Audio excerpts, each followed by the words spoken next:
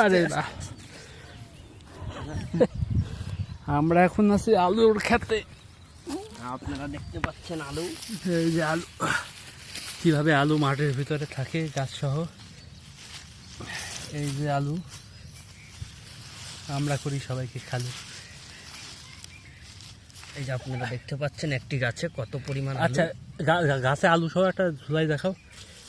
আচ্ছা দেখাইতেছি, মানে গাছে আলু ঝুলছে সেই টাইপের। আলুগুলো অনেক বড় বড় তো গাছ থেকে আলাদা হয়ে যাচ্ছে। এই যে এই এই যে দেখেন, এই দেখেন আলু শিকড়ে এইভাবে। এই দেখেন আলু শিকড় এইভাবে হয়।